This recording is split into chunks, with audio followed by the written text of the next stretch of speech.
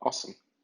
Well, we actually have a little short surprise presentation next, which is from Ted Schilowitz, who's futurist for Paramount Studios, and someone I've worked with in different capacities for about 7 years from the early days of Oculus. And yeah, I want to now introduce you to Double Ted.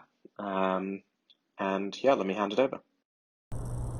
Hi, everybody at the Virtual Humans Conference. This is Ted Schilowitz. I'm the futurist at Paramount Pictures. And because we're in the future, I thought I would bring a virtual version of myself that I am controlling myself in real time by wearing a mocap suit in my backyard with a low-cost projector that we've decided to just project on the back wall of my garage during the pandemic, since we can't do this inside a normal studio. So I've got a small crew of technicians here with me in the backyard, all from a safe social distance.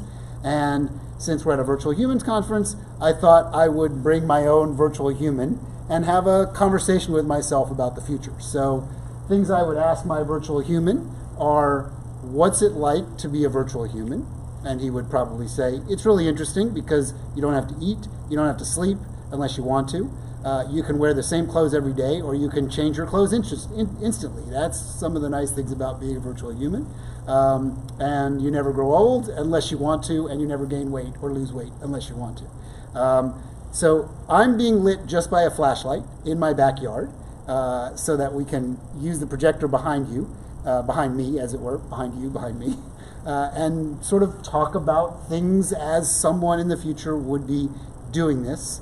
So I think we're in the year 2030 now, and this is very commonplace, and everyone has got avatar of themselves, or multiple avatars of themselves, wearing different outfits and from different time frames that they use for different purposes. So we can feed these into virtual reality glasses and augmented reality and mixed reality glasses that everybody has, just like in the years before everyone had a smartphone, now everyone has their smart wearables, their smart glasses, and we all have avatars that we can control and manipulate any way we want, and we don't even have to show up in the scene. We can just have our avatar do all the work for us. So I could have a complete and total conversation with my avatar. I could also demonstrate what it's like to do a little exercise, so I could do some squats with my avatar, right? And start losing weight. I can do some kicks. I can do some lunges. I can pretty much do anything I want with the virtual 3D version of me. This is all built with something called the scan truck, and I'll throw up a quick picture of what a scan truck looks like. This is a device out in West Los Angeles that's essentially like an RV or an 18-wheeler that has hundreds of high-res cameras, and you would do a scan. So the team did a scan with me. This took just a couple of minutes. I stood there, I did a couple of poses like this, like this, like this, and then I left. And a few days later, a team from a company called ICVR rigged and built a virtual me inside a game engine. This happens to be the Epic Unreal game engine, which is one of the very popular game engines. So now I've got a virtual me. The virtual me could dance and do things and do pre-produced things. I've got a little clip of that I can show you. But what's even more interesting is I'm wearing a suit called an Xen suit. I don't have any markers or anything on my face. I'm basically just kind of wearing like a wetsuit. And the facial stuff, I'm actually talking into an iPhone right now, just a regular old iPhone, and that's tracking my face. So this is what a virtual world and a virtual human looks like.